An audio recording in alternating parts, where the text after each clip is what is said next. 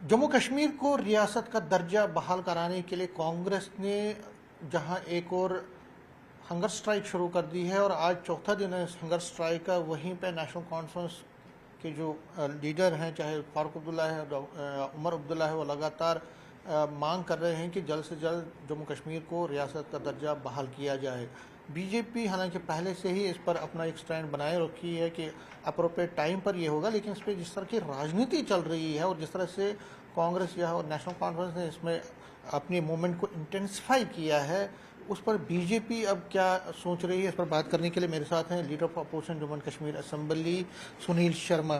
Sharma ji, news 18 से बात करने के लिए आपका बहुत बहुत धन्यवाद। सबसे पहले जानना चाहूँगा कि आज चौथा दिन है कांग्रेस की हंगर स्ट्राइक का और लगातार 9 तारीख से पार्टी ने ये हंगर स्ट्राइक शुरू की है और 21 तक ये चलता रहेगा। और लगातार पार्टी के लीडर जो हैं महाराजा हरि सिंह के फोटो चित्र लेकर भी ये कह रहे हैं कि उनकी स्टेट को, जो उन्होंने स्टेट बनाए थे, उसको यूटी में तब्दील किया गया है।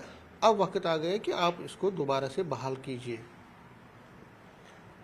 देखिए, जो कांग्रेस आज कर रही है, मुझे लगता है कि इसको कहने की, करने की, बोलने की और मांगने की आवश्यकता नहीं है। लेकिन कांग्रेस मजबूर है। जो कांग्रेस अपना आधार जम्मू कश्मीर में खो चुकी है, जो कांग्रेस जम्मू कश्मीर में मर चुकी है, उनको लग रहा है कि शायद एक जीवन दान इस मुद्दे में, इस एजेंडे में उनको मिलेगा। लेकिन ये उनकी भूल है। कांग्रेस एक तरफ तो नेशनल कॉन्फ्रेंस का एक अलायंस पार्टनर है इस सरकार में, और अगर देखें पिछले 1 साल के इस अंतराल में, तो कांग्रेस हर जगह नेशनल कॉन्फ्रेंस के साथ रही है। जहां तक नेशनल कॉन्फ्रेंस की बात करते हैं, तो नेशनल कॉन्फ्रेंस जम्मू कश्मीर में राज्य जो मांगता है वो 370 वाला राज्य मांगता है, स्टेट विद 370, जिसे वो सो कॉल्ड स्पेशल स्टेटस कहते हैं। उस पर इन्होंने गोलमोल भाषा में एक रेजोल्यूशन भी पास किया, जिसमें कांग्रेस के 2-3 धड़े हो गए। मल्लिकार्जुन खड़गे साहब को स्टेटमेंट देना पड़ा, उसका अपना एक स्टेटमेंट था। इनके जो स्टेट प्रेसिडेंट है उसका अलग स्टेटमेंट था। राहुल गांधी साहब का अलग स्टेटमेंट था। कहने का मतलब है कि कांग्रेस एक असमंजस में है। अब इन्हें लगता है कि शायद नेशनल कॉन्फ्रेंस से हटके हम अपना एक साम्राज्य खड़ा करेंगे स्टेटहुड के नाम पे, जिस स्टेटहुड को केवल और केवल जम्मू कश्मीर की जनता भारतीय जनता पार्टी से, नरेंद्र मोदी जी से और गृह मंत्री जी से अपेक्षा कर रहे हैं। मैं पुनः इस बात को स्पष्ट करना चाहूँगा, जिस जीवनदान के लिए कांग्रेस इस प्रोटेस्ट को या आंदोलन को इंटेंसिफाई करना चाहती है, ये दोबारा से अपने लिए खड्डा खोद रहे हैं। न ये नेशनल कॉन्फ्रेंस के साथ पूरी तरह अपने को स्पष्ट कर पाते हैं, न ये इंडिपेंडेंट अपनी राय स्पष्ट करना चाहते हैं। इसलिए मुझे लगता है कि ये जो है ये इररिलेवेंट है, निरर्थक है, जिसका कोई औचित्य नहीं, जिसका कोई आधार नहीं है। लक्ष्यहीन पार्टी, आधारहीन पार्टी अपना जीवनदान इस आंदोलन में ढूंढ रही है। लेकिन वो कांग्रेस जो कह रही है, ये कह रही है कि देखिए, हम हर तरफ से हमें अच्छा रिस्पॉन्स मिला है। आज भी हमने उनसे बात की, आज कठुआ के लोग उसमें शामिल हुए थे। वो कहते हैं कि हर जगह पे ये आवाज़ आ रही है, एक सेंटिमेंट है, लोगों का सेंटिमेंट है कि इस राज्य को, जिसको यूटी बनाया गया है, उसको फुल फ्लेजेड वापस राज्य का स्टेटस वापस मिलना चाहिए।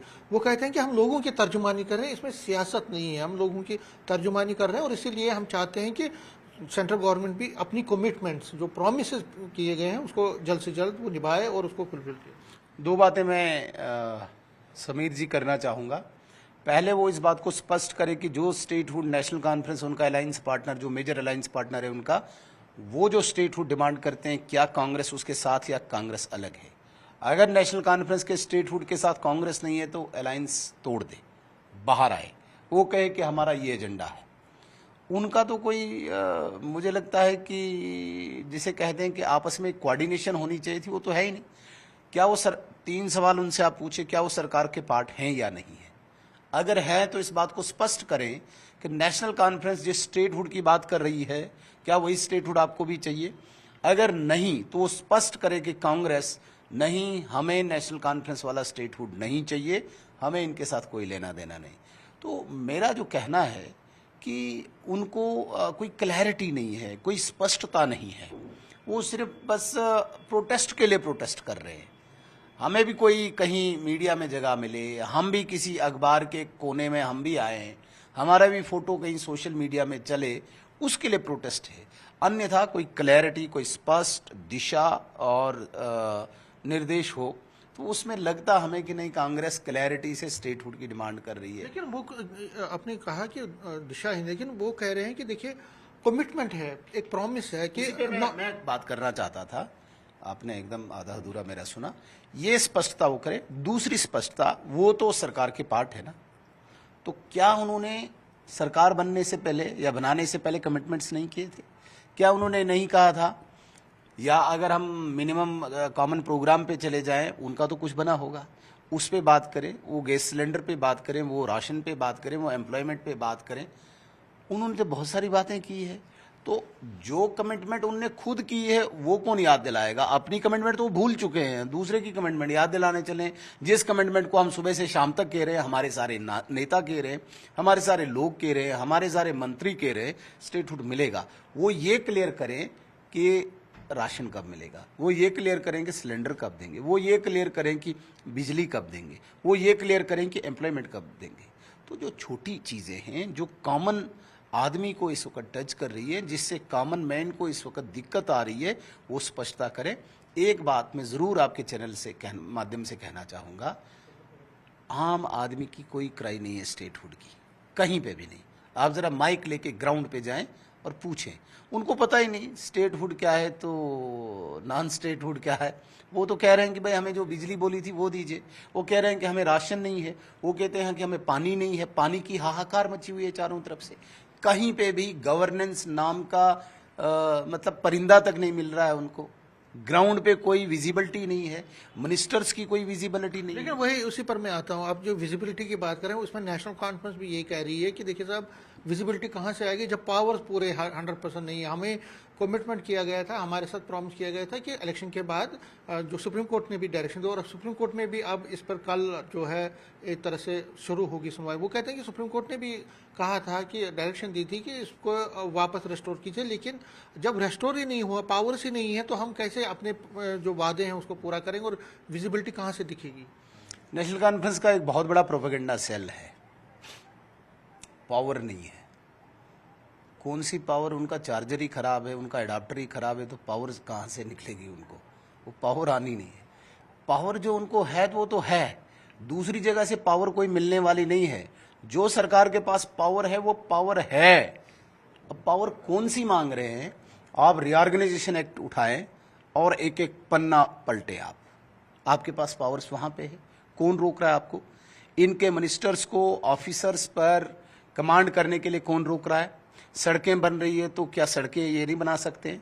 क्या सड़कों पे जो निरीक्षण करना है, जो इंस्पेक्शन करनी है, वो ये नहीं करा सकते हैं? क्या ये जो पाइपें बिछानी है उसके लिए पावर चाहिए एलजी साहब की या होम मिनिस्टर साहब की इनको? क्या जो बिजली के खंभे इनको लगाने हैं, स्कीम्स को पूरा करना है, उसके लिए पावर एलजी साहब से या एचएम साहब से चाहिए? क्या हॉस्पिटल में सफाई के लिए कर्मचारियों के लिए इनको पावर कहाँ से चाहिए? आप मुझे बताइए, एक छोटा सा इनका कमिटमेंट जो इनकी प्रतिबद्धता थी कि हम डेली वेजर्स को हम रेगुलर करेंगे, जिसके लिए इन्होंने गोलमोल अभी कमेटी बना के उसको भी डस्टबिन में डाल दिया, उसके लिए पावर कहाँ से चाहिए? इन्होंने रिजर्वेशन का वादा किया था, भाई रिजर्वेशन के लिए वो पता नहीं कोई बिल लाएंगे, ये करेंगे वो करेंगे, उसके लिए किसकी पावर चाहिए? एक एक सवाल उमर अब्दुल्ला साहब को हम चुनौती देते हैं, आप सामने आइए, जिस चीज़ के लिए आपको पावर चाहिए हमें ज़रा बताइए कौन सी पावर।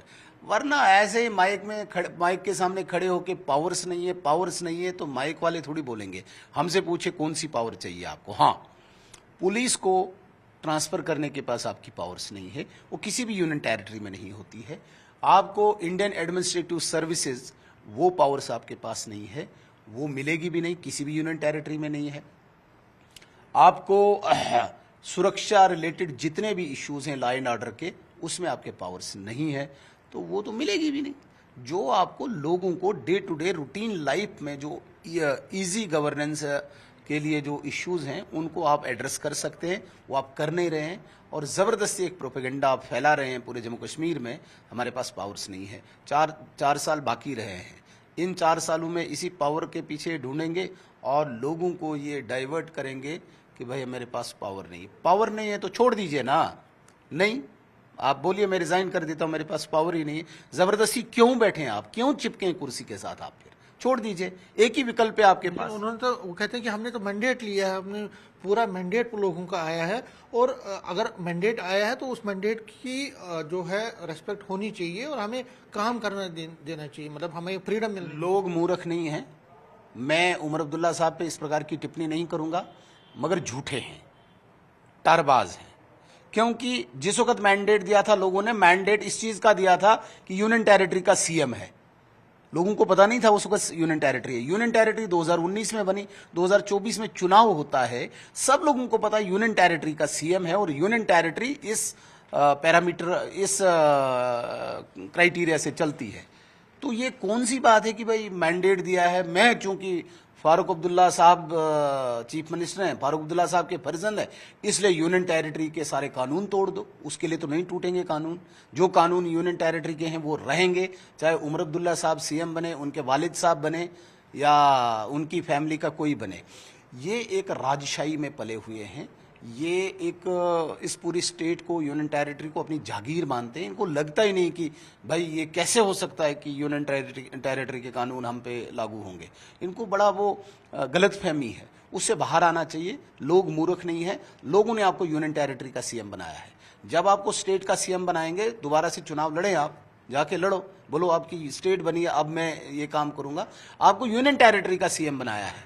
अजीब तमाशा है, मुझे सब इंस्पेक्टर भर्ती हुआ हूं मैं पुलिस का, मैं बोल रहा हूं कि भाई सीआरपी में मुझे क्यों नहीं पावर्स है।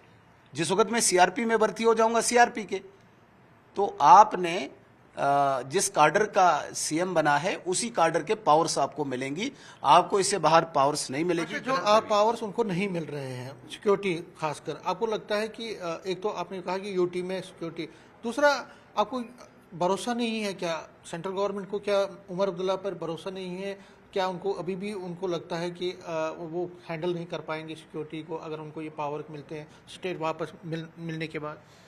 समीर जी, देश, प्रदेश या जिले ये तंत्र से चलते हैं, ये भरोसे से नहीं चलते हैं, सिस्टम से चलते हैं। ये विश्वास ऐसा नहीं कि मुझे आप पे बहुत विश्वास है इसलिए बीजेपी ऑफिस में आपके हवाले कर दूं, नहीं। बीजेपी ऑफिस आपको हवाले तब होगा जब आप बीजेपी में ज्वाइन करेंगे, आप अपनी परफॉर्म करेंगे, तंत्र से आप बीजेपी के प्रेसिडेंट बनेंगे, तब। मुझे आपसे दोस्ती है, मुझे आप पे विश्वास है इसलिए बीजेपी ऑफिस में आपके हवाले करूं, ऐसा नहीं होता है। तंत्र ये कहता है, सिस्टम ये कहता है ये यूनियन टेरिटरी है, और ऐसी कई यूनियन टेरिटरीज बाकी भी हैं। दिल्ली है, पुडुचेरी है, लक्षद्वीप है, दमन और दीव है, दादर और नगर हवेली है, चंडीगढ़ है, लद्दाख है, वहां भी यही होता है। अब संविधान को चेंज करेंगे उमर अब्दुल्ला के लिए, चूंकि ये शेख अब्दुल्ला साहब के पोते हैं, तो हम संविधान बदल दें इनके लिए क्या? बिल लाना पड़ेगा ना, दिल्ली के पार्लियामेंट में बिल आएगा और बिल में ये कहा जाएगा कि नहीं, ये शेख मोहम्मद अब्दुल्ला साहब के पोते हैं, इन पे बहुत विश्वास करो। बिल आएगा ना, कॉन्स्टिट्यूशन। वही तो कहते हैं कि महाराजा हरि, बोल रहे हैं कॉन्स्टिट्यूशन को चेंज करो। वो कहते हैं कि महाराजा हरि सिंह की जो रियासत है उसको डिमोट किया गया, बाकी जगहों पे कहीं ऐसा नहीं हुआ कि किसी स्टेट को डिमोट किया गया।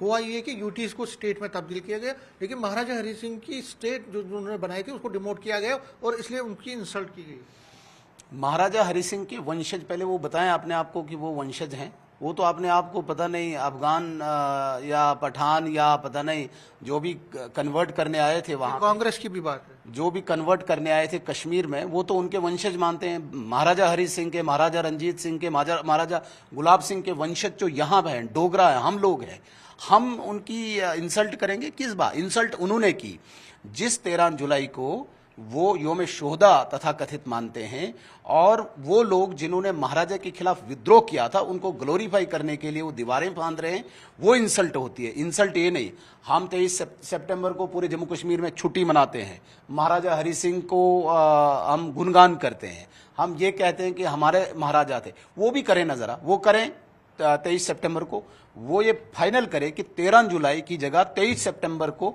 महाराजा हरि सिंह की स्ट्रीट में हम महाराजा का गुणगान करेंगे। वो उनके द्रोहियों को, जिन्होंने उनके खिलाफ विद्रोह किया था, उनको ग्लोरीफाई करते हैं, उनके अपने वालिद साहब को लेके वो दीवारें फांद रहे हैं। तो कौन सी बात वो कर रहे हैं? वंशज वो थोड़ी है महाराजा हरि सिंह। इसी बीच में एक और कल बवाल मच गया है, कल से ही बवाल मच गया है कि जो 5 नॉमिनेटेड MLAs हैं उनका MHA ने कहा है कि वो LG कर सकते हैं। उस पर नेशनल कॉन्फ्रेंस कांग्रेस बड़ी बरहम हो गई है और वो कहते हैं कि देखिए इलेक्टेड गवर्नमेंट को आप कोई इख्तियार नहीं दे रहे।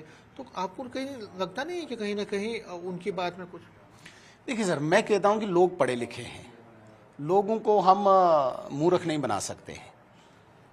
कल आपका कोर्ट में कोई केस होगा, आपने कोई हलफनामा दायर करना है, आपने कोई एफिडेविट दायर करना है, तो आप क्या एफिडेविट दायर करेंगे? जो लीगली होगा वही करेंगे ना। तो जब MHA के अगेंस्ट कांग्रेस के एक नेता ने LG के अगेंस्ट पेटिशन दायर की है, जो पेटिशन का जवाब है, जो हलफनामा है, जो एफिडेविट है, वो क्या होगा? वो लीगली बड़ा स्ट्रांग होगा। चूंकि MHA है तो वहां बड़े बड़े वकीलों ने वो एफिडेविट बनाया होगा, वो कानून की किताबें पढ़ के बनाया होगा। एक एफिडेविट दिया और कानून के आधार पे एफिडेविट दिया कि एक यूनियन टेरिटरी में सरकार और LG, इनकी जो पावर्स हैं ये डिफाइंड हैं। यूनियन टेरिटरी में LG एक इंडिपेंडेंट एंटिटी होता है, एक स्टैट्यूटरी, एक बॉडी अलग से होता है। इसको जो अधिकार हैं उसके लिए सरकार की कोई एडवाइस नहीं होती है, ये कानून कहता है। यही कानून का पैराग्राफ उन्होंने एफिडेविट पे हाई कोर्ट में दिया। अब मुझे बताइए, हाई कोर्ट में चलो जी उनको MHA पे विश्वास नहीं, MHA में जो वकीलों ने, जो लीगल टीम ने वो एफिडेविट बनाया होगा उस पे भी यकीन नहीं, क्योंकि ये अब्दुल्ला खानदान है, ये तो यकीन किसी किसी पे करेंगे। अब जब हाई कोर्ट में ये एफिडेविट गया, इस पे निर्णय कौन लेगा? न्यायाधीश लेगा, जस्टिस लेंगे ना, तो उन पे भी यकीन होना चाहिए। अब वो आंखें बंद करके उस एफिडेविट को थोड़ी मानेंगे, वो भी तो कानून की किताब निकालेंगे, मैच करेंगे, उसके बाद अपना विजडम लगा के, अपनी बुद्धि लगा के फैसला देंगे। अब ये एफिडेविट दायर किया MHA ने, अपना जवाब दिया उनकी लीगल टीम ने, उनने कहा कि भाई स्टैट्यूटरी एक बॉडी अलग होती है और उसको कोई भी एडवाइस या ऐड लेने की जरूरत नहीं है सरकार को, ये कानून कहता है। तो कानून का एफिडेविट उनने हाई कोर्ट में दिया। It is now up to high court justice, वो क्या डिसीजन देते हैं, वो डिसीजन आ जाएगा, उसके बाद वो लागू होगा।